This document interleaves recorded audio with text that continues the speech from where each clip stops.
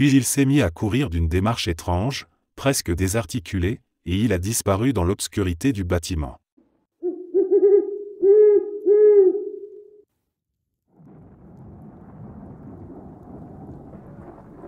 Ça s'est passé il y a quelques mois, et j'en tremble encore rien qu'en y repensant. Je devais aller chercher un certain Austin dans le New Jersey.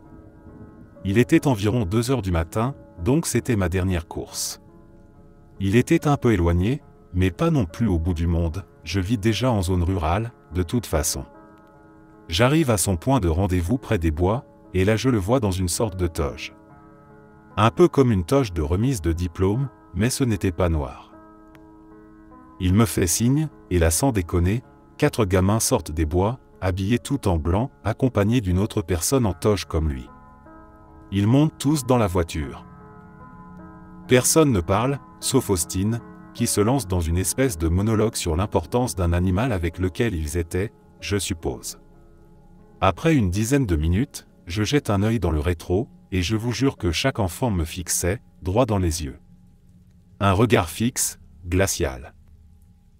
Aussitôt, Austin me demande d'arrêter la course et de changer le point de dépôt, à seulement 2 minutes de là. J'étais presque sûr que l'autre adulte en toge me fixait lui aussi, mais ses yeux restaient dans l'ombre. Je tremblais et lui ai demandé de modifier l'adresse sur l'appli. Il a refusé, disant que c'était un lieu discret. Je flippe complètement. Je fais le truc classique, j'appelle un ami et je laisse le téléphone allumé pour qu'il puisse entendre ce qui se passe. On arrive à destination, ils descendent tous, sauf Austin. Il me fixe droit dans les yeux, regarde ensuite mon téléphone posé à l'envers, puis me fixe à nouveau. Et là, il descend et disparaît dans les bois. Sérieusement. C'est quoi ce bordel?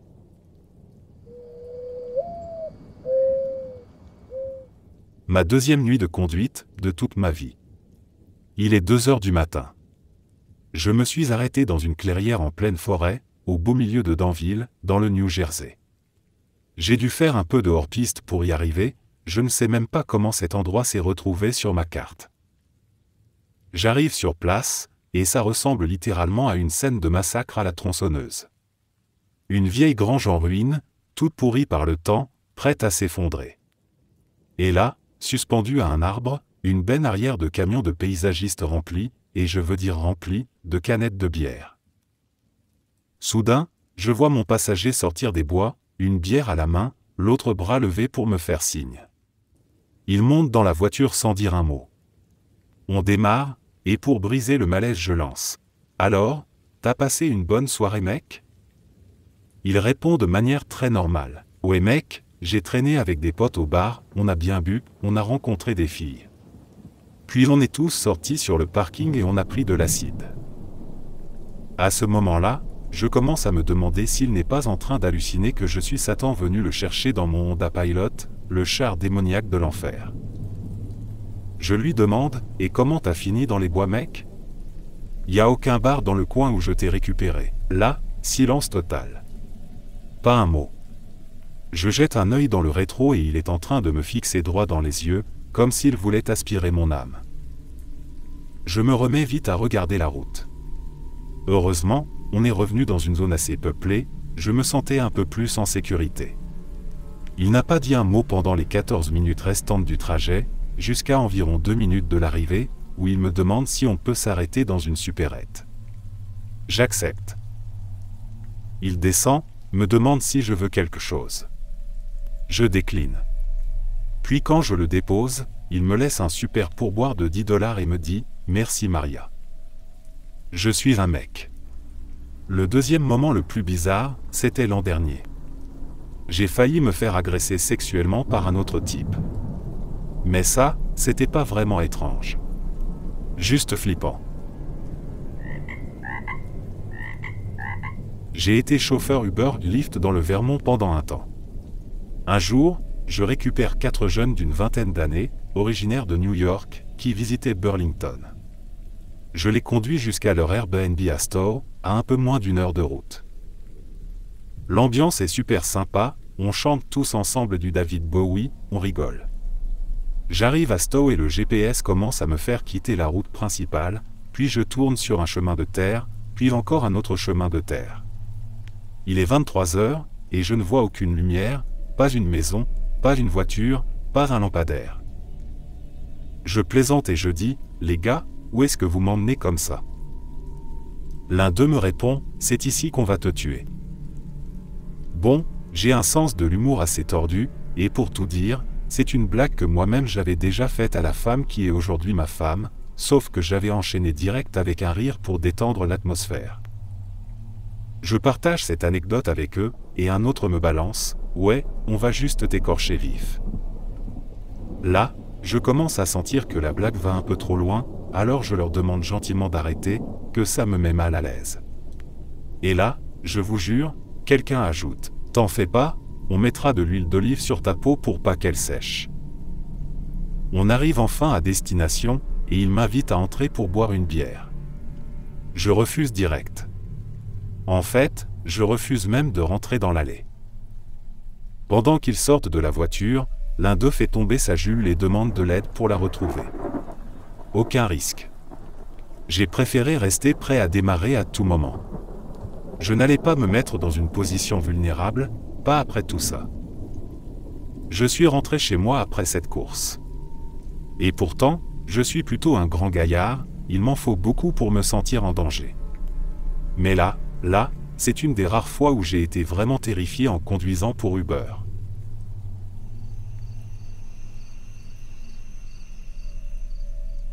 Je conduisais un après-midi à la fin de l'été. J'habite dans une ville balnéaire, donc il faisait un temps parfait, avec des gens partout. Je vais chercher une course et je vois un homme et deux femmes.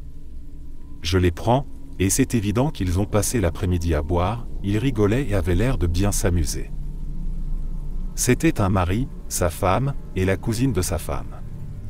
Ils étaient tous un peu excités par l'alcool, ils plaisantaient à propos de sexe, le mari et la femme. À un moment, le mec balance à la cousine. « Si je t'avais rencontré en premier, on serait mariés. » Et là, sa femme réplique à sa cousine. « Si t'étais pas ma cousine, je t'aurais laissé te joindre à nous quand on rentre. » Le mari et la cousine éclatent de rire, et le mec ajoute à la cousine. « Moi, ça me dérangerait pas si toi non plus ça te dérange pas. » Ils se sont mis à rire comme des fous jusqu'à ce qu'on arrive chez eux, à quelques pâtés de maison de là. Le trajet n'a duré que 5 minutes à tout casser.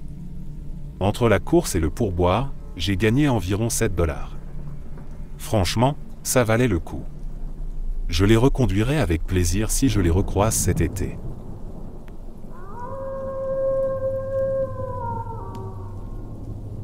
Je conduisais un taxi dans un quartier chaud dans les années 90. Ce genre d'histoire, c'était littéralement du quotidien. Un jour, un gars monte dans mon taxi avec un sac à main de femme, énorme, rempli de crack. Et je parle pas de quelques cailloux, je parle d'un sac Ziploc d'un gallon, bourré de crack, planqué dans un sac à main de femme. Un bon client cela dit, il m'a filé un pourboire, en cocaïne en poudre. Tu penses que j'en ai parlé à la police? Certainement pas. Parce que dans les années 90, dans ce coin-là, c'est comme ça qu'on se faisait tuer. Une autre fois, une stripteaseuse s'est battue avec une prostituée à cause d'un paquet d'argent de drogue que la stripteaseuse avait caché dans son vagin. Un passager a décidé que ma voiture serait mieux sans les vitres arrière, alors il s'est allongé sur la banquette et a commencé à les défoncer à coups de pied. J'ai dû appeler le central à la radio CB, j'avais pas de portable à l'époque, pour qu'ils préviennent les flics. Et là, le gars m'attaque. J'ai enlevé ma ceinture, je me suis faufilé par la porte passager pour m'échapper, pendant que lui grimpait à l'avant pour essayer de voler le taxi. En vrai, il a juste saccagé le câblage des phares et du tableau de bord. Les flics sont arrivés et l'ont gazé au poivre par la vitre cassée. Il a hurlé comme si on l'avait mis en feu, pissé partout, sur mon siège conducteur. Un autre jour, un mec bourré a sorti un couteau pour me voler l'argent, que son pote, assis à côté de lui, venait de me donner pour la course. Le pote s'énerve contre le gars au couteau, s'excuse et me dit de pas faire attention, que l'autre est juste un peu fou. Il réussit à le faire descendre du taxi, puis me supplie de pas appeler les flics parce qu'il peut pas se permettre de retourner en tôle. Et pourtant, rien de tout ça n'est ce qui m'a poussé à arrêter. Non, ce qui m'a fait craquer, c'est le jour où une prostituée enceinte est montée dans la voiture. Elle m'a dit qu'elle avait le VIH, qu'elle devait fuir d'où elle venait, mais qu'elle n'avait nulle part où aller. J'ai conduit jusqu'à un donut shop, je suis entré, j'ai pris l'annuaire, et j'ai appelé chaque église de la ville, une par une. Aucune n'a voulu faire quoi que ce soit pour elle. C'était la seule idée que j'avais. J'ai arrêté parce que je pouvais plus supporter de voir autant de misère tous les jours, et que personne, ne semblait en avoir quoi que ce soit à foutre.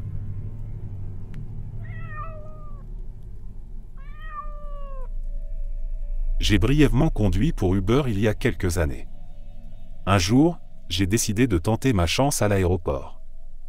Les trajets depuis l'aéroport pouvaient être aussi courts que « emmenez-moi à l'hôtel à 5 km d'ici » ou aussi longs que « je vis à 4 comtés d'ici ». Ce soir-là, je décroche un trajet de 4 comtés vers une ville universitaire un vendredi soir. Bonne paye en perspective. Et effectivement, c'était bien payé. Mais ce type-là, il devait avoir la vingtaine, veste en cuir marron, jean, aucun bagage. Le début du trajet est assez classique, bon vol, vacances, etc. Le mec me dit qu'il revient d'Istanbul. Et là, les signaux d'alarme commencent à s'allumer. Aucun bagage, 2 mois passés en Turquie, il venait visiblement de se raser avant de revenir. Moi, je venais tout juste de quitter l'armée quelques semaines plus tôt. 3 déploiements, et je me souviens soudain de briefings sur des Américains qui pourraient se radicaliser et s'entraîner avec des groupes insurgés. Le gars remarque mon autocollant « Combat en Guinée » sur la vitre. Et il commence à parler, qu'on n'aurait pas dû être là-bas, que, vous autres, sous-entendu, les militaires, interfériez avec l'ordre naturel des choses. Là, sur mon pare-brise mental, ça clignote rouge de partout. Ensuite, il commence à parler de son séjour à l'étranger, de ses nouveaux amis, des compétences importantes qu'il y a apprises. Je lui demande si c'était dans le cadre de ses études, vu qu'il avait mentionné sa fac. Il répond, on peut dire que ça a un lien de façon détournée. Ah. Non. Là c'est non. Le reste du trajet se passe dans un silence pesant. Je le dépose à l'adresse qu'il m'a donnée.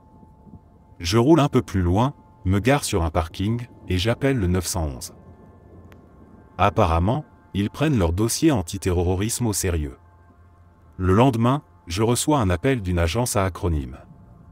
Ils me demandent si j'avais enregistré la conversation. J'avais une dashcam avec micro, je leur envoie les images. On m'a dit qu'ils s'en occupaient, et m'ont remercié pour l'info.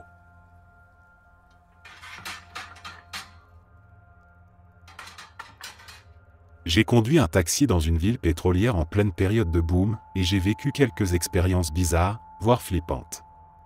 Mais celle qui me revient le plus souvent en tête, à la fois ma préférée et ma pire, c'est celle-là. Je reçois un appel en pleine Cambrousse, dans un parc de mobile homes. C'était un petit regroupement de caravanes utilisées comme campement d'ouvriers. En plein sur des chemins de terre, et le gars au téléphone a dû me guider pendant tout le trajet. Je suis resté au téléphone avec lui tout le long. J'arrive enfin. Il me dit, c'est la caravane tout au fond, la seule avec la lumière du Porsche allumée et un camping-car garé à côté. Je suis dans le camping-car. Faut que tu te gares au plus près, pour que je puisse sauter direct dans la voiture et qu'on se casse. Je lui réponds, je peux pas faire ça, y a au moins 6 voitures dans l'allée, c'est complètement bouché. Et je sais pas si t'es au courant, mais y a un groupe de gars qui traînent devant ta porte. Ils s'approchent tous de ma voiture. Ils me lancent, qu'est-ce que tu fous là? Personne t'a appelé, dégage. L'un d'eux avait les pupilles énormes, complètement défoncées. En discutant un peu, je finis par lui faire admettre que quelqu'un a bien appelé, mais que le gars n'a pas le droit de partir. Le type commence à passer sa tête dans ma fenêtre, alors je commence à reculer doucement tout en appelant mon client. Pendant ce temps, les autres retournent vers le camping-car et commencent à arracher la porte de ses gonds. La communication se connecte, j'entends la porte s'ouvrir, le téléphone tombe au sol, et d'un coup j'entends hurler « à l'aide, à l'aide ». J'étais pas armé, j'avais même donné mon spray au poivre 2 jours plus tôt à une fille qui avait des problèmes avec un harceleur. Donc je n'allais pas m'élancer là-dedans. Je raccroche, j'appelle le 911, je retourne à la route principale et je leur donne le repère kilométrique. L'attente m'a paru interminable. J'avais peur qu'on me suive, je surveillais la seule sortie comme un faucon. Finalement, les flics arrivent. Je les mène jusqu'au trailer, je devais rouler à 140 km/h sur des routes de terre, avec les gyrophares derrière moi. Une fois sur place, les flics commencent à fouiller. Ils ont dû voir un truc par la fenêtre, parce qu'ils ont défoncé les portes et commencé à maîtriser tout le monde. Ils m'ont fait attendre plus bas sur la route. Au bout d'un moment, un officier vient me voir et me dit « Il y a bien plus que juste une course de taxi ici. Tu ferais mieux de rentrer en ville. On t'appellera pour une déposition. » C'était la pire expérience, mais pas la seule. J'ai commencé à 19 ans, et depuis, j'ai vu des trucs vraiment bizarres. Ça m'a rappelé une fois où un homme plus âgé, en situation de handicap, m'a pris en charge tard dans la nuit. Je travaille dans le domaine des droits humains, et quand il m'a demandé où je bossais, j'ai parlé de l'importance du respect des travailleurs en situation de handicap, etc. La conversation était cordiale, mais ensuite, elle a commencé à devenir un peu étrange. Il s'est mis à me dire que j'étais la personne la plus gentille qu'il ait jamais rencontrée, et m'a demandé si je serais intéressé par un rendez-vous un jour. Oui, il était handicapé, mais il m'a aussi raconté qu'il avait fait partie d'un groupe de musique autrefois, et il en parlait avec un certain bravado, comme s'il voulait me séduire par son passé. Pour faire court, il faisait nuit, on roulait sur une route déserte, aucune autre voiture à l'horizon, et tout à coup, il commence à ralentir, tout en me draguant de plus en plus ouvertement. Le trajet aurait dû durer 15 à 20 minutes, mais au final, il a pris 40 minutes. Et je n'ai pas réussi à me résoudre à lui demander d'accélérer ou à lui dire clairement que je n'étais pas intéressé.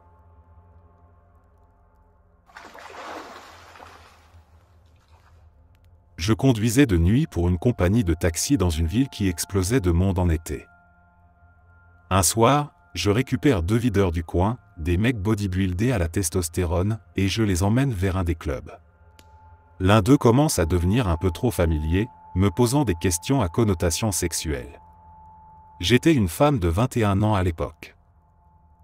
J'essaie de garder le ton léger, de plaisanter un peu, mais je me sens de plus en plus mal à l'aise. Puis il me lâche, « Tu aimes ça par derrière ?» Alors je lui balance, du tac au tac, « Pourquoi, toi oui ?» Et pile à ce moment-là, on arrive devant le club, juste devant une boîte de nuit bondée, en plein centre-ville. Tout à coup, il m'attrape par la gorge depuis l'arrière, en hurlant que je suis une petite salope et une putain de provocatrice, et il plonge sa main dans mon décolleté pour me tripoter la poitrine, tout en me léchant la joue de haut en bas. J'essaie de me dégager, je me débat, les pieds calés contre le tableau de bord, mais je n'arrive pas à atteindre ma radio pour appeler à l'aide.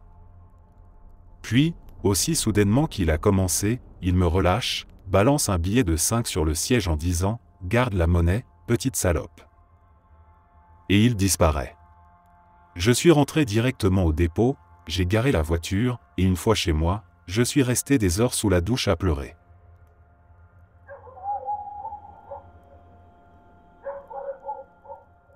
Un jour, je reçois un appel pour une course un peu hors du commun. J'arrive sur place, et je vois un mec avec un petit âne en laisse. Il me dit « Ça te dérange si Maluela monte avec moi ?»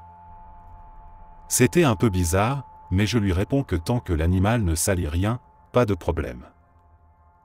Ils montent tous les deux, et ils me demandent de juste rouler un peu le long du lac, pour le plaisir. C'était la nuit, il n'y avait pas beaucoup de circulation, alors je me dis pourquoi pas. L'âne semblait apprécier, il regardait par la fenêtre tranquillement, c'était presque mignon. Au bout de 15 minutes, le type commence à parler tout doucement à l'âne, genre comme à une vieille amie. Puis il me dit, elle adore les virées nocturnes, ça la calme. À un moment, l'âne pousse un cri extrêmement fort, ce qui me fait sursauter. Je me retourne, pensant qu'il s'est fait mal ou qu'il y a un souci, mais tout semble normal, un peu trop normal. Le mec reste super calme, puis me dit « Tu peux t'arrêter là ». Il descend, fait descendre Luella, lui tapote gentiment la croupe, me tend un billet de $100 tout neuf, et s'en va dans le noir avec son animal. Sans aucun doute, la course la plus étrange de ma vie.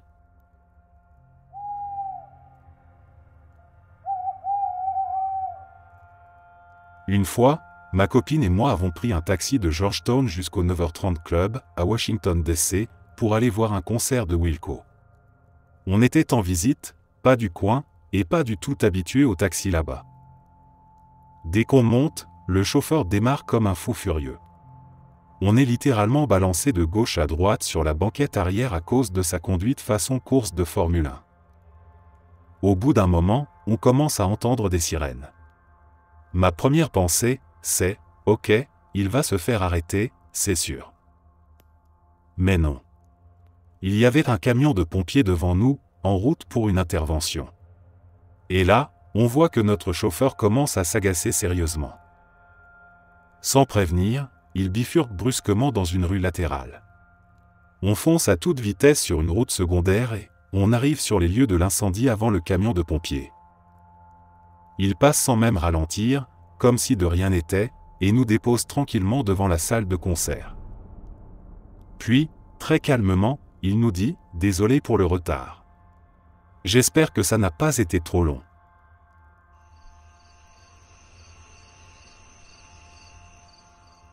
C'était un dimanche de Super Bowl. Je ne me souviens plus qui jouait ni quel était le score, mais ce que je sais, c'est que j'étais défoncé. On était quelques-uns à quitter la soirée pour rentrer chez nous à pied, on habitait tous à quelques kilomètres les uns des autres. Sur le chemin, je me suis laissé distraire par la salle communautaire des appartements, là où les gens laissent des trucs dont ils ne veulent plus.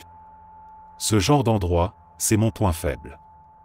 Bref, j'en suis ressorti avec un énorme moulin à poivre en bois, le genre qu'on tourne à deux mains. Une trouvaille de malade. À ce moment-là, mes potes avaient déjà pris de l'avance d'un bon pâté de maison. Je les voyais et les entendais, mais honnêtement, j'avais pas le courage de les rattraper. Trop claqué par tout ce foot. J'ai essayé d'accélérer un peu, mais c'était clair que j'allais devoir prendre un taxi si je voulais espérer les rattraper. Je tombe sur un taxi garé sur le bord de la route, lumière allumée. Je monte direct, sans réfléchir. La première chose qui me frappe, c'est l'odeur. Je lâche, t'as fumé dans ton putain de taxi, là. Le chauffeur, un Mexicain qui m'a plus tard dit s'appeler Ar, me sort la meilleure réponse que j'ai jamais entendue. Quelle est la bonne réponse? Bref, on roule, et moi je suis là à utiliser sa plaque d'identification de chauffeur comme pince à joint. C'était le feu. On arrive chez moi, et je dis à mes colocs, « Regardez ce que j'ai trouvé. » En parlant du moulin à poivre, bien sûr. Mais eux, ils pensent que je parle du chauffeur mexicain de 40 piges, complètement éclaté, les yeux rouges et la bouche en coton.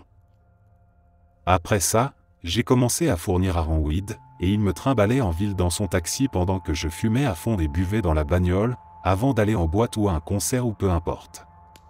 Il faisait surtout des trajets vers l'aéroport, donc quand j'avais des potes qui arrivaient à Vancouver, je partais les chercher avec Ar. On faisait genre on se connaissait pas, super sérieux, et là je sortais un gros joint, et on fumait tout le taxi. Mes potes paniquaient, genre, mais mec, qu'est-ce que tu fous? Et moi tout calme, t'inquiète, il s'en rendra même pas compte. Puis on éteignait, et Ar lançait un truc du genre, dit, je peux en tirer une taf? Et là, mes potes pétaient un câble. C'était hilarant. Il y a environ un an, je conduisais un peu avant minuit et j'ai pris en charge quelqu'un dans un quartier un peu délabré de la ville. Le gars est monté à l'arrière sans répondre à mon salut. Il portait un manteau noir vraiment étrange, avec une sorte de fourrure rose sur les épaules et les bras. La première chose que j'ai remarquée, c'est une odeur absolument insoutenable, une puanteur de merde pure. C'était si puissant et esséurant que je me suis mis à renifler et à tousser. Il a commencé à ricaner doucement, et à la lumière tamisée à l'arrière, j'ai vu apparaître un sourire sur son visage. Il avait un énorme nez et des traits très caoutchouteux, presque caricaturaux. Je lui ai dit, Et mec, c'est quoi cette odeur? Ça me donne la nausée. Il a levé les yeux vers le rétroviseur, et j'ai vu qu'il avait les yeux rouges injectés de sang. Il me fixait en souriant d'un air vraiment inquiétant. Puis il a murmuré, ouvre une fenêtre et continue de conduire. Il a commencé à fouiller dans son sac à dos, en a sorti un téléphone, a allumé la lampe torche et l'a braqué sur sa poitrine. Il a ouvert son manteau, et là j'ai vu ce qui ressemblait à des écritures et des symboles faits de boue sur son torse. Il tenait son téléphone d'une main et grattait cette boue de son torse de l'autre. Puis il a aboyé d'une voix forte. « T'es déjà allé à une scat party? Non? Alors ferme ta gueule. » À ce moment-là, on arrivait à un feu rouge. Il a éclaté de rire, a ouvert la porte et a couru dans les bois. J'étais complètement sidéré, incapable de comprendre ce qui venait de se passer. Je suis sorti de la voiture pour aller voir à l'arrière, où j'ai trouvé son sac à dos et ses morceaux de merde séchés qu'il avait grattés de son torse. J'ai ouvert le sac, et il était rempli de vêtements couverts d'excréments. Je suis immédiatement rentré chez moi, j'ai nettoyé ma voiture de fond en comble, me suis saoulé, et j'ai pris une longue douche en essayant d'oublier cette histoire insensée.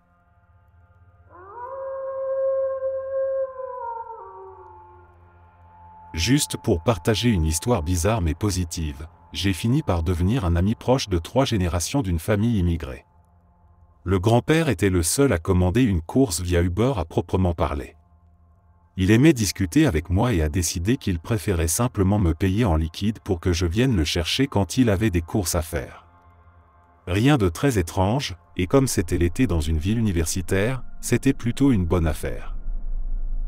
Il était en train d'organiser les choses pour sa fille et sa petite-fille qui allaient bientôt emménager en ville, et il s'est dit, à raison, que je m'entendrais bien avec sa fille, qui ne connaissait encore personne dans le coin. Il a tout arrangé pour que je les conduise à l'aéroport ou les en ramène, toujours payé en espèces quand l'un d'eux arrivait. Et au fil du temps, il avait vu juste. Je suis devenu ami avec sa fille, sa femme adore discuter avec moi pendant les trajets, et même la petite fille demande de mes nouvelles si elle ne m'a pas vu depuis un moment. J'ai conduit pendant environ 1 an, et c'est sans doute l'histoire la plus marquante que je garde de cette période.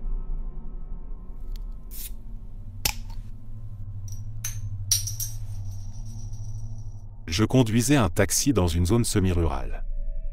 La plupart des clients étaient des habitués, donc c'était généralement assez calme.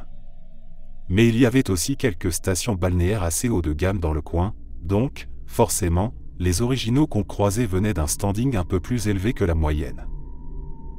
Un jour, je récupère un couple à la sortie d'un mariage, pour un long trajet. Une règle que j'avais, c'est toujours aux passagers d'engager la conversation. Donc, à part les politesses habituelles, rien. Ce qui est plutôt étrange pour un couple. Au bout d'un moment, j'entends des bruits de bisous, rien d'inhabituel, puis ça bouge un peu, et là je réalise que ces deux-là sont en train de baiser sur la banquette arrière. Je me rappelle qu'il y avait une vieille serviette dans le coffre, ne me demandez pas pourquoi, j'étais juste le chauffeur, pas le proprio de la caisse. Alors je dis, je veux pas manquer de respect, mais si je m'arrête et que je coupe le compteur, je peux vous filer une serviette. Et eux, genre, pourquoi? On fait rien. Alors je réponds, bon, je suis plutôt cool sur ce qui se passe dans la voiture. Techniquement, c'est interdit de boire de l'alcool dans un taxi, mais tant que vous emportez vos canettes, je dis rien. Par contre, si vous voulez continuer, disons vos activités, va falloir que je vous passe la serviette. S'il y a des dégâts, je suis obligé de facturer un supplément nettoyage en plus d'une course déjà longue. Petit silence, puis j'entends, bon d'accord. Je sors la serviette du coffre, je la passe à l'arrière, et je repars. La course monte à $120. Le gars me file 150 et me dit de garder la monnaie. Il n'était pas méchant, je pense qu'il croyait juste être discret.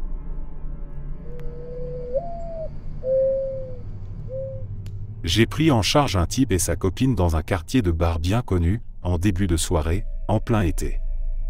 Le gars, rien à signaler, mais sa copine, complètement défoncée.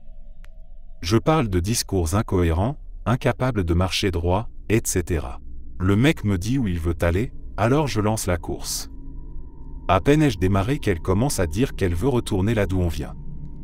Le gars lui répète qu'il rentre à la maison, mais elle continue. Retourne, retourne, retourne. Puis elle commence à dire qu'elle ne se sent pas bien. Je lui dis que si elle pense qu'elle va vomir, qu'elle me le dise pour que je puisse m'arrêter et la faire sortir. Elle me dit de m'arrêter, donc je le fais. Elle sort de la voiture, et là, sans raison, elle commence à me hurler dessus et à m'insulter, tout en donnant des coups de pied dans ma portière et le côté de la voiture. Le mec essayait de la retenir tant bien que mal. J'ai démarré direct et je les ai laissés là. C'était la première fois que je mettais une étoile à un passager.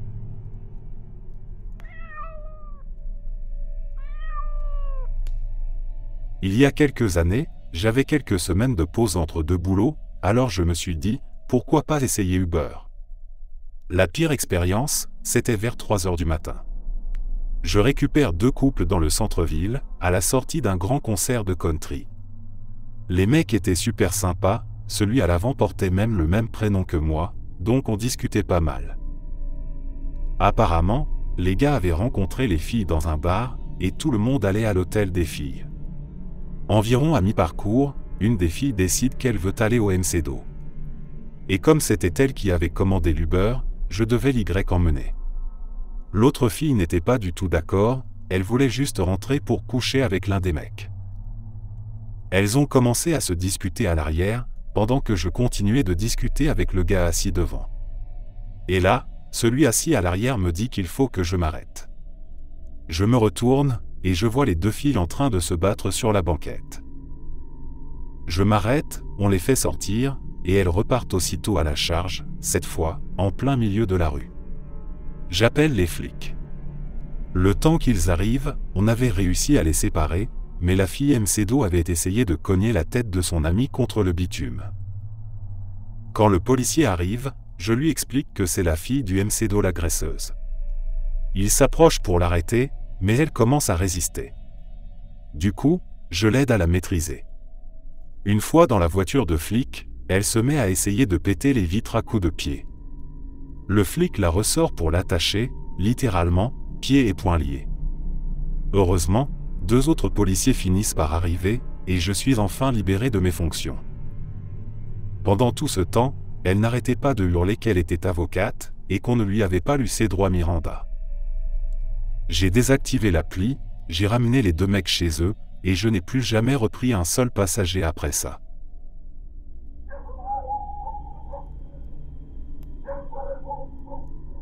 Cette histoire s'est passée il y a environ 2 ans, et c'est l'une des principales raisons pour lesquelles j'ai décidé d'installer une dashcam.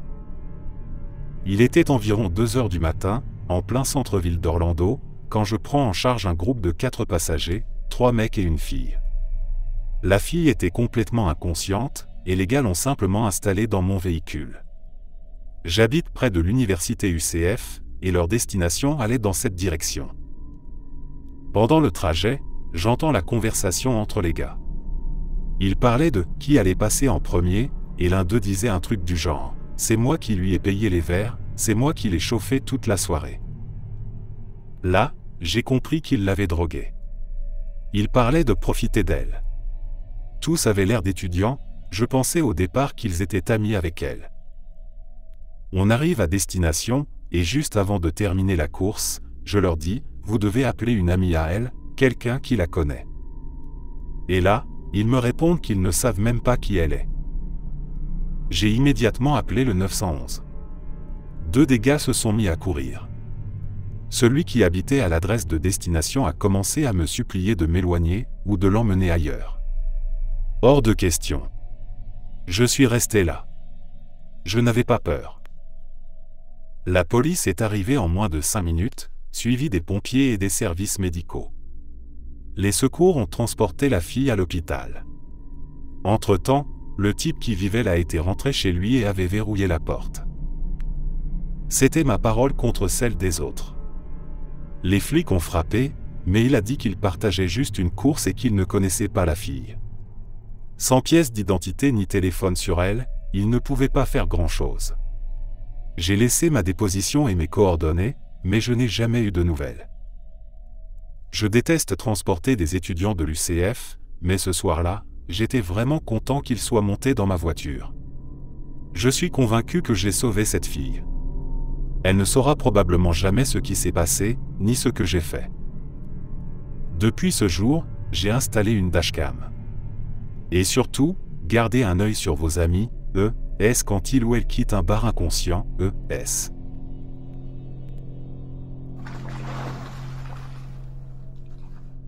J'allais récupérer un client, et dès qu'il monte dans la voiture, il me demande si j'ai une famille.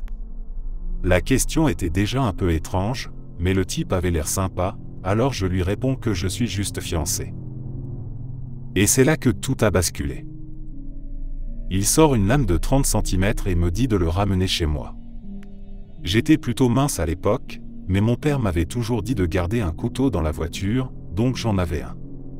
Le gars devait être nouveau en ville, parce qu'il n'a pas capté que je roulais en direction du commissariat. Quand il a commencé à remarquer les voitures de flics autour, il s'est rapproché de moi, de plus en plus nerveux. Et là, c'était fini. C'est la première fois de ma vie que j'ai fait saigner quelqu'un aussi violemment. Je l'ai planté sur le côté du bras. Pendant qu'il hurlait à l'arrière, j'appelais la police. Ils l'ont arrêté sur place. Il a écopé de 20 ans de prison et d'une amende de 50 000 $ pour tentative d'homicide.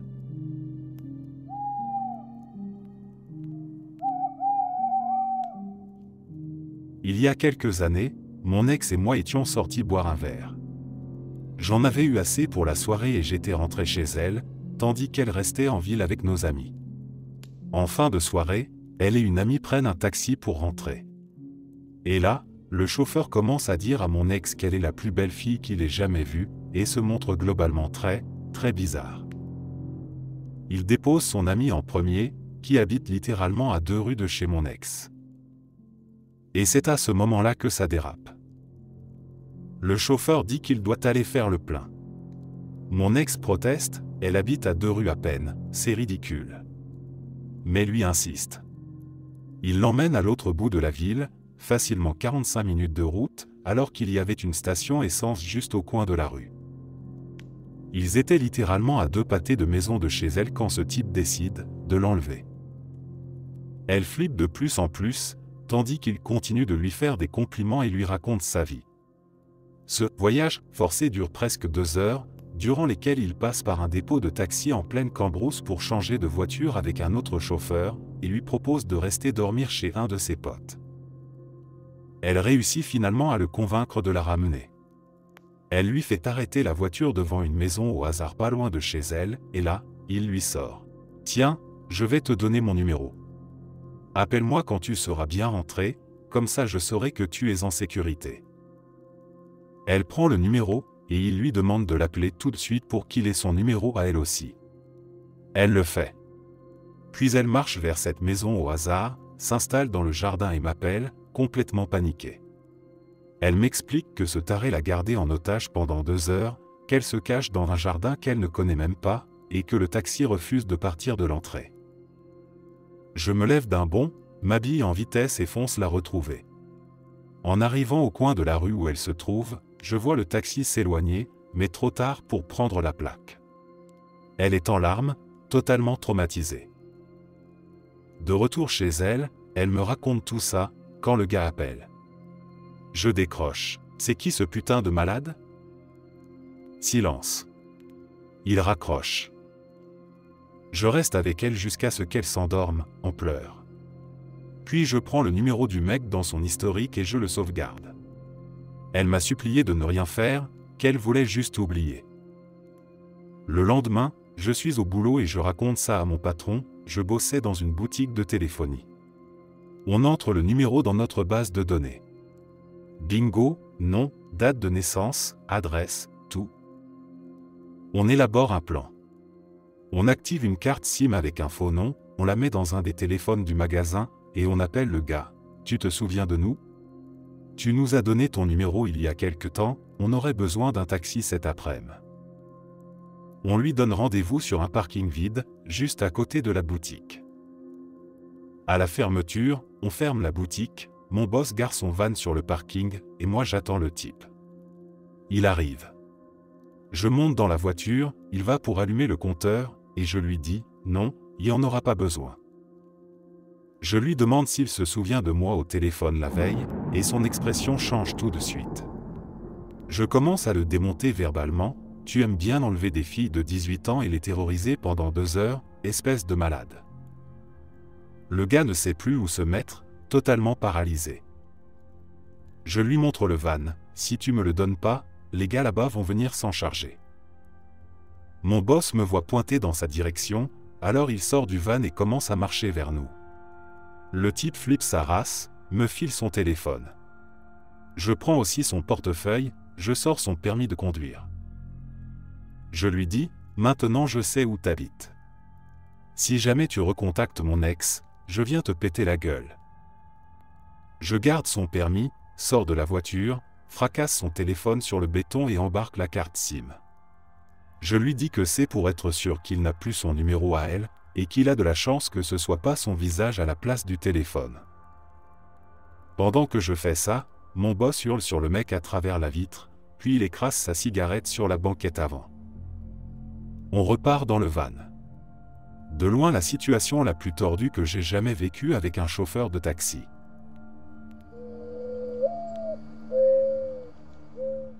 Je suis monté dans un taxi pour rentrer du boulot, comme je le faisais souvent après avoir fermé le bar que je gérais. Il était tard, j'avais bu quelques bières avec mon équipe, donc pas question de rentrer à pied ou en bus. Ce trajet, je l'avais fait plein de fois, et ça me coûtait toujours entre 4 et 5 livres, environ 7 à 9 $ US, selon les feux rouges. Rien ne me laissait penser que ce soir-là serait différent. Mais à mi-chemin, je jette un œil au compteur, déjà 6 livres sterling et 50 pennies. Je dis au chauffeur, « Eh, c'est quoi ce délire ? Le tarif est déjà largement au-dessus de ce qu'il devrait être. » Et là, il me balance froidement que si ça me plaît pas, j'ai qu'à payer la course et dégager de sa putain de bagnole. Évidemment, ça ne m'a pas super bien plu. Je lui ai répondu dans le même ton, avec en bonus un petit conseil, s'il voulait un jour faire autre chose que taxi, il ferait bien d'apprendre la politesse et d'arrêter d'arnaquer les clients, surtout les habitués. À ce moment-là, il s'est arrêté sur le bord de la route, a verrouillé les portes et a refusé de me laisser sortir tant que je n'avais pas payé. Et là, j'étais à moitié bourré et furax. J'ai sorti un billet de 20, je l'ai balancé sur le tableau de bord et j'ai craché. « Garde la monnaie, espèce d'enfoiré de voleur, et ouvre cette putain de porte. » Je plaisante pas, le gars est devenu violet de colère.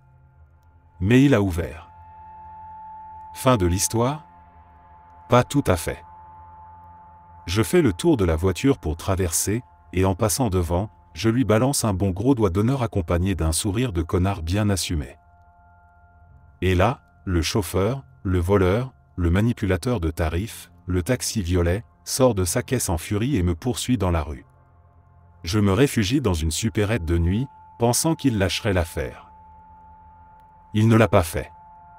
Il m'a rattrapé entre le rayon des céréales et celui des conserves, et m'a refait le visage façon peinture abstraite, noir, bleu, rouge, complet. Le gérant du magasin a appelé la police. Résultat, ce connard de chauffeur a perdu sa licence. Je monte dans un taxi à Makati un jour pour aller retrouver ma copine. Au début, le chauffeur avait l'air normal, il me demande où je vais, je lui indique, et on part. Quelques minutes plus tard, je remarque un truc bizarre, à chaque dos d'âne, il tape du pied sur le plancher, comme s'il écrasait quelque chose, et il se gratte la tête avec nervosité, genre frustré. On arrive à un feu rouge. Et là, surprise totale, le mec s'endort direct. Je tente de le réveiller, ça me prend une bonne minute, et derrière, les voitures commencent à klaxonner comme pas possible, parce qu'on ne bouge pas alors que le feu est passé au vert. Il finit par se réveiller et me sort, « Oh pardon, je me suis juste assoupi un instant. » À ce moment-là, j'ai vraiment envie d'arriver, alors je décide de rester dans le taxi au lieu d'en chercher un autre. Grosse erreur. En approchant de ma destination, le gars commence à prendre les virages à 100 km/h. Je te jure, on faisait du drift dans les tournants. J'étais en train de flipper grave. Je lui demande de ralentir, et là il commence à taper du pied encore plus fort, son corps se raidit, puis il s'affale bizarrement sur son siège, tout en marmonnant je ne sais quoi. Heureusement, j'arrive sain et sauf. Je paie direct, je descends, et je note le numéro de la compagnie de taxi. Plus tard, je les appelle en mode ultra sérieux, si vous ne faites rien contre ce chauffeur, j'appelle la police. Point.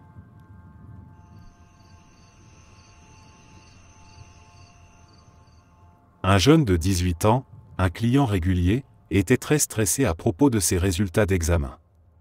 Il m'a dit, très sérieusement, que s'il avait échoué, sa vie serait finie et qu'il comptait se suicider. Ce n'était pas une exagération, il était totalement sérieux. Apparemment, ses parents lui mettaient une énorme pression. Je l'ai ramené chez lui, et une fois garé, j'ai appelé son père pour qu'il sorte de la maison. À ce moment-là, le gamin était en larmes. Je lui ai dit qu'il devrait répéter à son père ce qu'il venait de me dire. Quand son père a entendu ça, il était bouleversé. Je les ai laissés discuter quelques instants là, dans la voiture, puis le père a pris son fils dans ses bras et l'a ramené à l'intérieur. La suite, c'est qu'il a fini par tout avouer à ses parents, qui ont été horrifiés par ce qu'il traversait. Ils l'ont rapidement orienté vers une thérapie. Je n'ai jamais su s'il avait réussi ses examens ou non, mais je sais qu'il allait bien ensuite. J'ai été très secoué par cette histoire. Ça aurait pu très mal finir. Je ne me félicite pas du tout pour ce que j'ai fait, j'ai juste écouté et réagi du mieux que j'ai pu.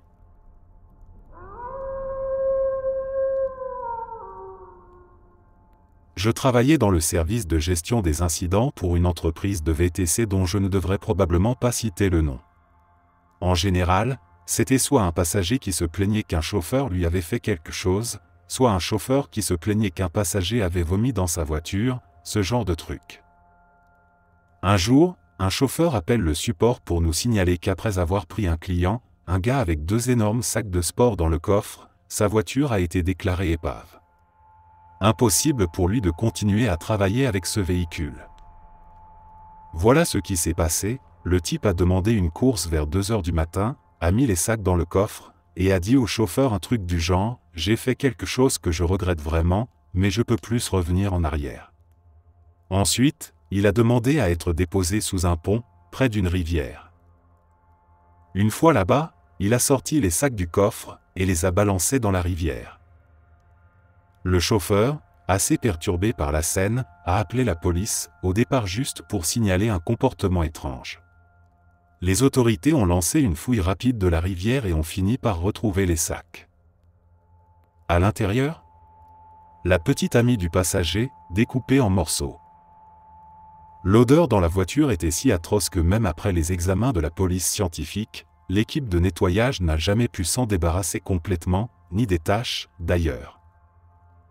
Résultat, la voiture a été déclarée irrécupérable par l'assurance.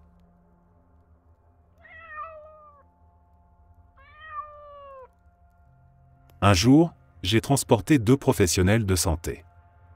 L'un d'eux racontait à son collègue cette fois où il avait été gentiment kidnappé à la sortie de l'hôpital par 2 types. Ils l'ont emmené dans un manoir en dehors de la ville et lui ont demandé d'examiner le cœur d'un homme qui semblait être un chef mafieux local recherché par la police. D'une manière ou d'une autre, ils lui ont fourni tout le matériel nécessaire ainsi qu'une assistance médicale complète, et il a dû opérer le boss sur place. Une fois l'intervention terminée, ils l'ont relâché, sans violence, et lui ont filé une énorme somme d'argent, en lui disant qu'ils le recontacteraient si besoin. Il a confié que c'était l'une des expériences les plus flippantes, mais aussi les plus fascinantes de sa vie. Ah, et apparemment, dans le monde hospitalier, les soirées entre collègues peuvent vite tourner à des orgies bien débridées une fois le service terminé.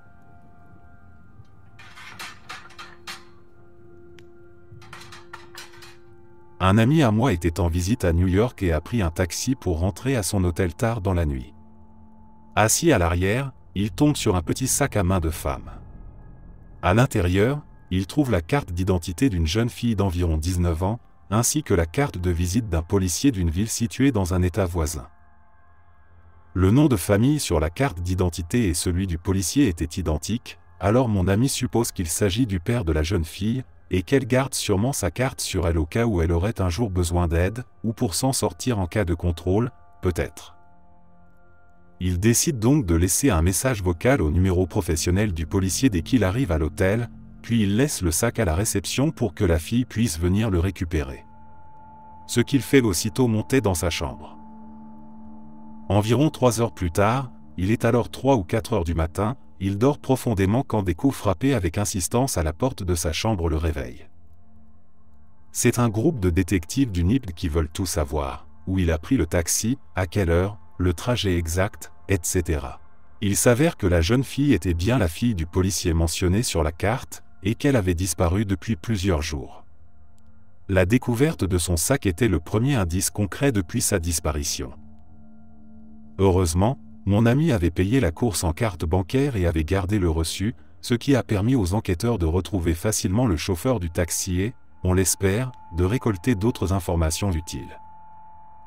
Au final, mon ami n'a jamais su ce qui s'était passé ensuite, les policiers ne l'ont plus jamais recontacté.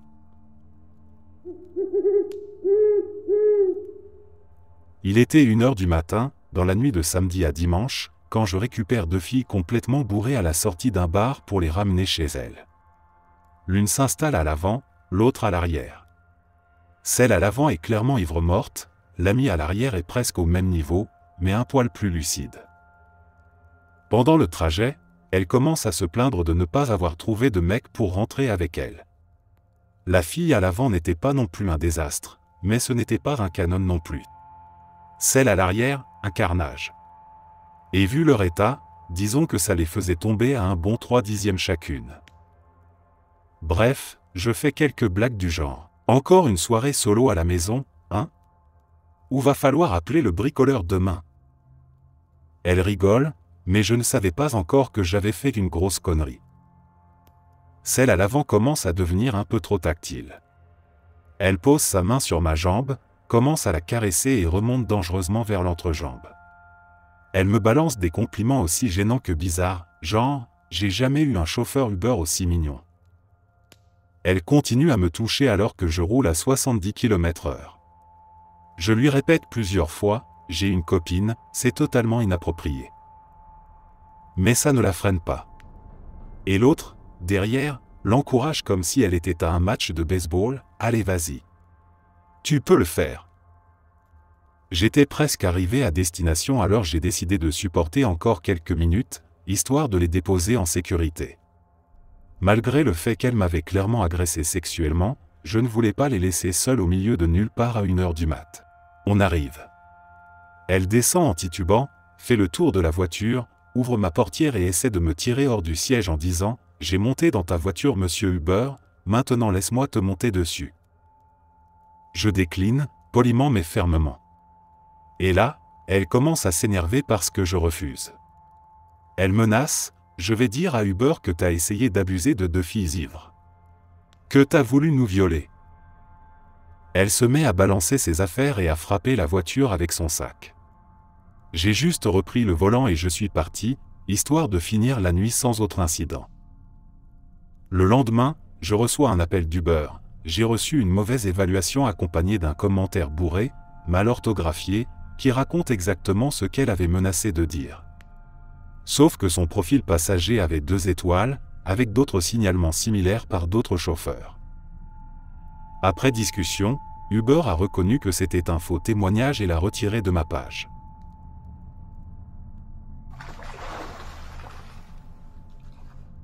Il est 3 heures du matin. Je me gare devant un vieux bar délabré à la sortie de la ville. 2 types montent rapidement dans la voiture, visiblement euphoriques. Dès qu'ils s'installent, ils éclatent de rire comme si une blague invisible venait de leur exploser à la figure. Je ne dis rien. Je me doute qu'ils sont bourrés, et à l'odeur qui flotte dans l'habitacle, ils ont probablement fumé quelque chose en plus. On roule pendant une dizaine de minutes dans le silence, entrecoupé de leurs ricanements.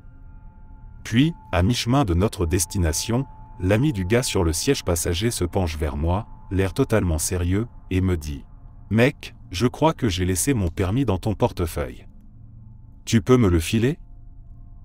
Je le regarde un instant, bouche bée. Puis j'éclate de rire. C'est littéralement l'excuse la plus absurde que j'ai jamais entendue. Qui dit ça? Ton permis est dans mon portefeuille. Heureusement, j'ai eu un petit coup de chance. Quelques mois plus tôt, un pote avait oublié son vieux portefeuille dans ma voiture après un déménagement. Juste pour le fun, j'avais glissé un billet de $1 dedans. Je sors donc ce vieux portefeuille délavé de la boîte à gants, le lui tends avec un sourire. Voilà, fais-toi plaisir. Il le prend, l'ouvre, regarde à l'intérieur, puis descend de la voiture comme si de rien n'était. Il fait quelques pas sur le trottoir dans le halo jaune d'un lampadaire, ouvre le portefeuille et s'arrête net. Il se retourne, confus, et crie. « Quoi? $1? T'es fauché ou quoi ?» Je me retiens de rire à nouveau. Et je réponds en démarrant la voiture tout doucement. « Frérot, tu m'as demandé mon portefeuille pour retrouver ton permis, et maintenant tu veux te plaindre du solde de mon portefeuille? Sérieusement ?» Il reste planté là, bouche ouverte, toujours sous le lampadaire, tandis que je m'éloigne. Son pote à côté de moi explose de rire à nouveau. Et c'est comme ça que j'ai failli me faire voler, pour $1.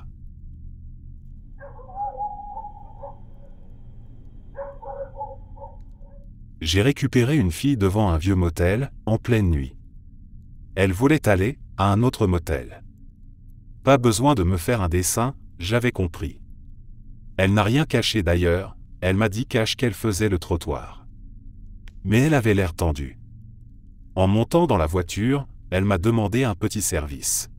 « Tu peux te garer juste devant la chambre? Je te file $10 si tu restes là 5 minutes.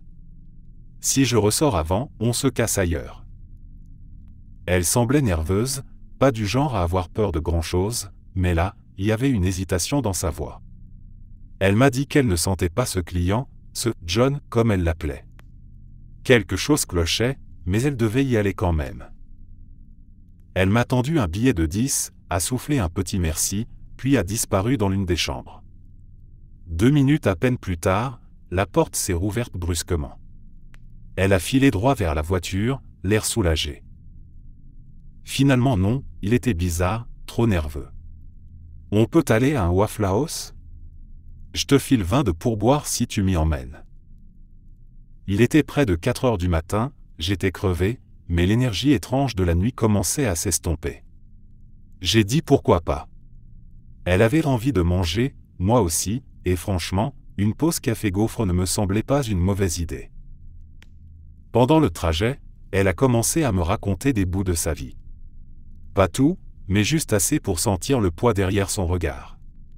Des histoires de clients trop collants, de motels miteux, de soirs sans argent, et parfois, de petites joies inattendues comme un chauffeur sympa à 4 heures du mat.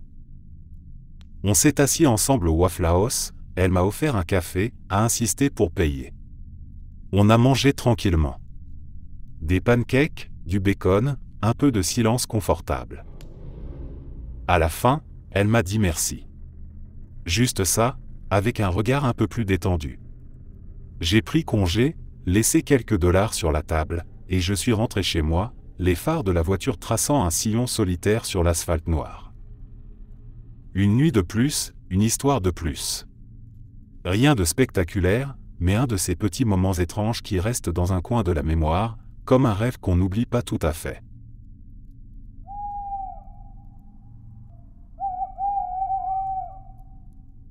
J'ai été chauffeur Uber pendant environ 1 an. Une nuit, je récupère un jeune type bien éméché devant un bar, pour l'emmener dans un autre bar. Classique. Sauf qu'on arrive sur place, et le bar est fermé, rideau baissé, parking vide. Plutôt que de rester sur l'appli ou de me demander gentiment un autre trajet, le mec, sans prévenir, claque un billet de $100 sur mon tableau de bord. Ramène-moi chez moi, bro. Je tente un petit effort de conscience professionnelle. T'es sûr? On peut peut-être appeler quelqu'un? Mais il insiste, avec cette énergie obstinée des gens bourrés qui ont trop d'argent. Bon, va pour les $100. Sur le chemin du retour, il commence à parler, d'abord doucement, puis comme s'il oubliait qu'on n'était pas potes depuis 10 ans. Il me raconte qu'il est scientifique, en RD, dans le médical. Très bien, jusque-là ça tient debout. Puis, sans transition, il me dit qu'il est aussi dans la mafia. Et que, je cite, « J'ai tué un gars une fois, en le plantant dans le bide. » Là, je jette un petit regard de côté, genre « Attends, quoi ?» Avant même que je puisse formuler un mot, il sort un deuxième billet de $100 et le claque sur le tableau de bord. « Tu veux traîner un peu avec moi ?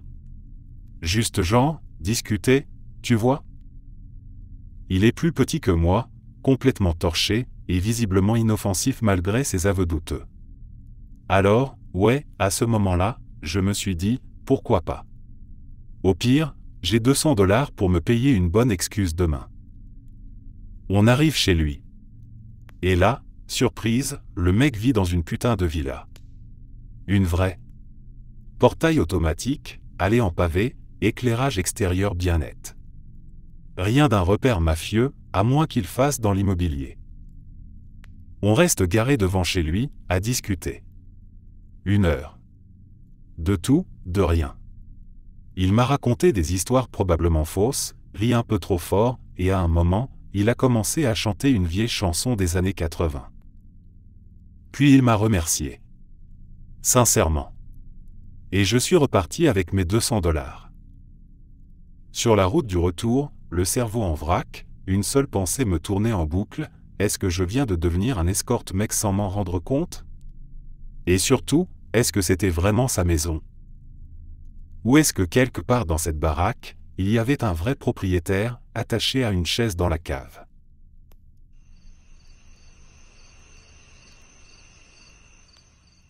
Une nuit, je roulais dans les rues de Manhattan, comme d'habitude. Il devait être 2 ou 3 heures du matin. Un gars monte dans ma voiture, me donne une adresse. Rien d'inhabituel jusque-là, mais très vite, j'ai senti que quelque chose clochait chez lui. Il avait une manière de parler, étrange. Il répétait certaines phrases, marmonnait dans sa barbe, comme s'il discutait avec quelqu'un d'autre que moi. J'ai d'abord cru qu'il était juste un peu ivre ou dérangé, un type paumé de plus dans cette ville qui n'en manque pas. On approche de l'adresse, un vieil immeuble en briques sombres, fenêtres éclairées par des néons tremblotants. Et là, sans prévenir, il me sort, « Tu sais qui vit là ? Un nègre vit là. Tu vois cette femme à la fenêtre ? C'est ma femme. » Je reste sans voix. Il fixe l'immeuble avec une intensité glaciale. Puis il ajoute, d'un ton presque calme, comme s'il m'expliquait son plan de week-end, « Je vais les buter. Les deux. Avec un .44 Magnum. Je vais les éclater, ils s'en sortiront pas. » J'ai compris. Il pensait que sa femme le trompait avec ce type, et il était venu ici avec une idée bien précise en tête. Je l'ai regardé, figé, le cœur battant. Il me posait des questions par moments, mais j'étais trop paralysé pour répondre. Je faisais semblant de réfléchir ou de regarder la route, priant juste pour que rien ne dégénère. Ce gars-là était faux allié. Et je le dis sans exagérer. C'était pas juste la colère ou la douleur. C'était une rage froide, un délire maîtrisé. Le genre de type que tu pourrais croiser dans une rame de métro vide et que tu éviterais du regard pour pas risquer de déclencher quoi que ce soit. À un moment, il a juste ouvert la portière, sans un mot, et est sorti. Il a traversé la rue, lentement. Moi, je suis resté là 1 seconde, puis j'ai démarré, les mains moites, l'estomac noué. Cette nuit-là, je me suis dit que New York, après minuit, c'était une autre planète. Il y a des histoires qui ne devraient exister que dans les films. Mais non. Elles sont là, réelles, dans ton siège arrière. Et tu dois garder ton calme, même quand t'as un monstre à 2 mètres de toi. Lors d'un voyage au Pérou, 2 amis et moi avons décidé de prendre un taxi. On avait raté le dernier bus pour rejoindre notre destination, et attendre jusqu'au lendemain n'était pas une option. Même si c'était un peu cher, on a trouvé un chauffeur qui acceptait de nous conduire, environ 1h30 de route à travers la campagne. Aucune de nous ne parlait vraiment bien espagnol, mais on se débrouillait avec quelques mots. On s'est présenté, comme on le fait souvent en voyage. L'une de mes amies s'appelle Paige. Et c'est là que les choses ont commencé à devenir bizarres. Le chauffeur s'est mis à répéter le mot pagina, qu'on savait vouloir dire page en espagnol. Jusque-là, bon, on a souri poliment. Mais ensuite, il s'est mis à dire d'autres mots, à voix basse, qu'on a cru comprendre comme des allusions sexuelles. Quelque chose comme vagina, mais dans un ton gluant, presque moqueur. On a essayé de changer de sujet, de parler entre nous, de faire comprendre qu'on ne comprenait pas. Il continuait, toujours dans ce ton malsain, et on a senti que quelque chose n'allait pas du tout. Puis, soudainement, sans prévenir, il a sorti son sexe et s'est mis à se masturber tout en conduisant. Mon amie, assise à l'avant, a crié. Elle lui a dit de ranger ça tout de suite, de s'arrêter, de nous laisser descendre. Mais on était en pleine campagne. Rien autour. Pas une maison. Pas une lumière. Juste la route, noire et vide. Il n'y avait nulle part où aller, nulle part où fuir. Et aucun réseau. On s'est retrouvé piégé. Obligé d'endurer le trajet. Il a recommencé plusieurs fois. Il ralentissait parfois, comme pour nous provoquer, nous regarder dans le rétro. On restait figé, tendu, priant juste pour que ça se termine. Quand on est finalement arrivé à destination, on a sauté hors de la voiture dès qu'elle s'est arrêtée. On n'a même pas dit un mot. On était en état de choc. Ce qui devait être un simple trajet pour rattraper un bus manqué s'était transformé en cauchemar.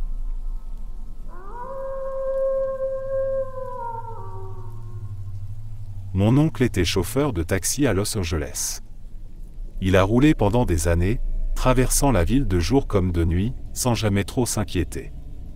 Il en avait vu des trucs bizarres, des clients ivres, des disputes, quelques fous, mais rien ne l'avait vraiment marqué.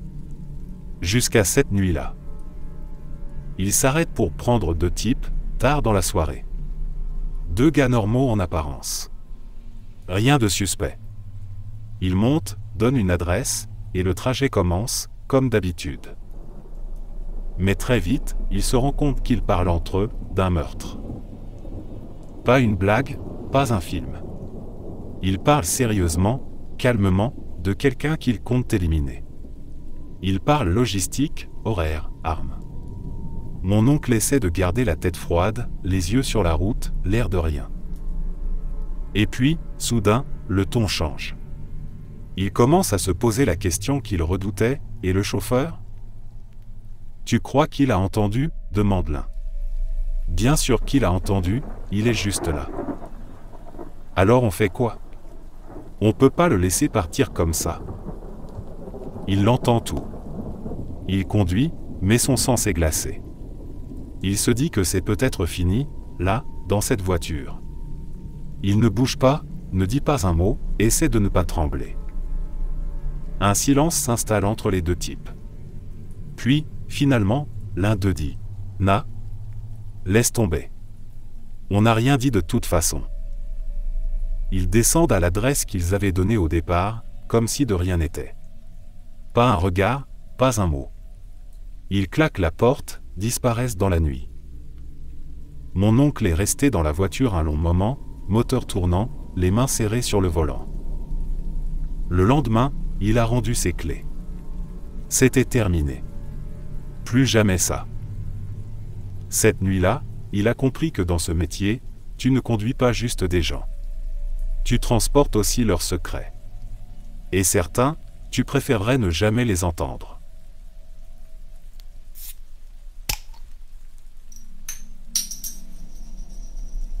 Il m'a emmené dans un quartier calme, pas loin d'un immeuble résidentiel, comme s'il voulait me montrer quelque chose. Puis, en désignant une fenêtre allumée à l'étage, il m'a dit « C'est là. C'est là qu'elle me trompe. Ma femme. Et avec un noir, en plus. » Je ne savais pas quoi dire. Il fixait cette fenêtre comme si elle allait exploser. Et sans que je le pousse à parler, il a continué. D'un ton plat, presque clinique. « Je vais la tuer. Avec un flingue. Un 44 Magnum. » Je suis resté figé. Il ne criait pas. Il ne semblait pas enragé. C'était justement ça, le pire. Il parlait comme s'il décrivait une recette de cuisine. Tu sais ce que ça fait, 1.44 Magnum, sur un visage de femme. Il a tourné la tête vers moi. Son regard était vide, mais il souriait. Tu devrais voir ce que ça fait, à une chatte. Et là, il a ri. Pas un grand rire. Un petit ricanement étouffé, comme s'il était au bord de l'effondrement ou du délire. Puis il a ajouté, « Tu dois me prendre pour un malade, hein ?» J'ai rien répondu. J'étais figé, le souffle court, mon cœur battait trop fort. Il a continué à rire doucement, seul dans son monde. Ce moment-là, c'est pas quelque chose qu'on oublie. C'est pas juste une histoire bizarre de nuit. C'est ce genre de rencontre qui te fait te demander à quel point la violence est proche, silencieuse, déguisée sous un masque d'homme ordinaire. J'ai raccompagné ce type sans dire un mot de plus. Et le silence dans la voiture hurlait plus fort que tout ce qu'il avait dit.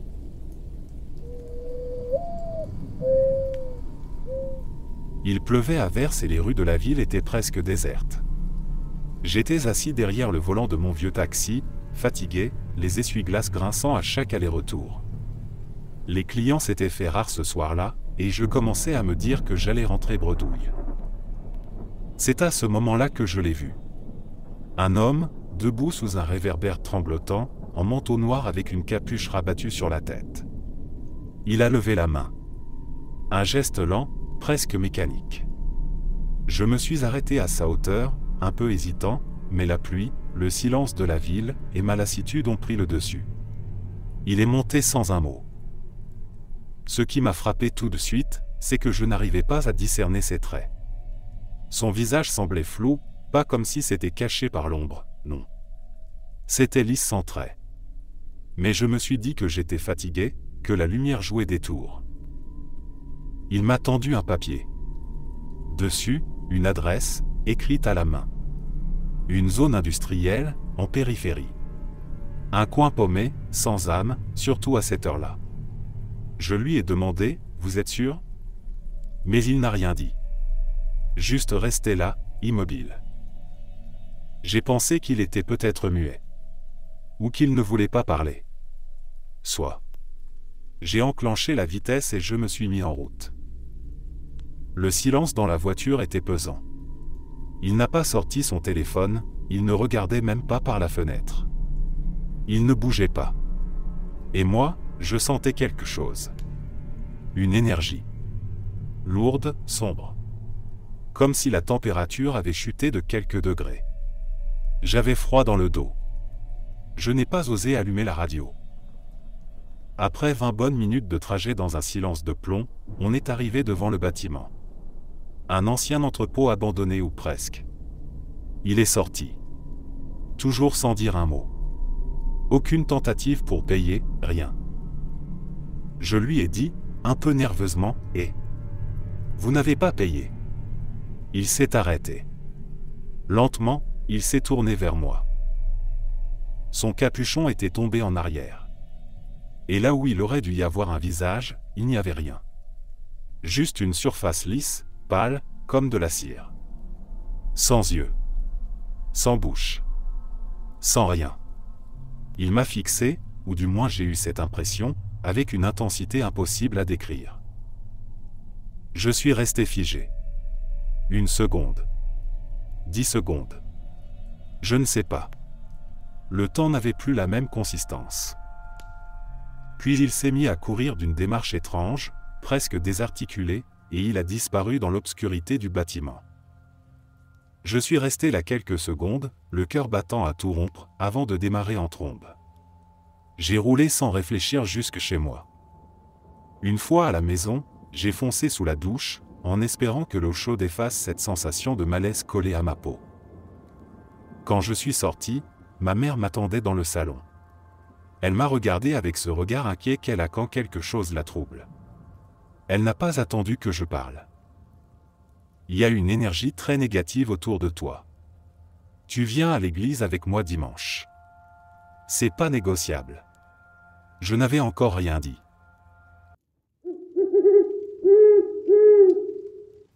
Merci d'être resté jusqu'à la fin. N'oubliez pas d'aimer la vidéo, de vous abonner et de partager vos propres histoires en commentaire. On se retrouve demain à la même heure devant ce feu.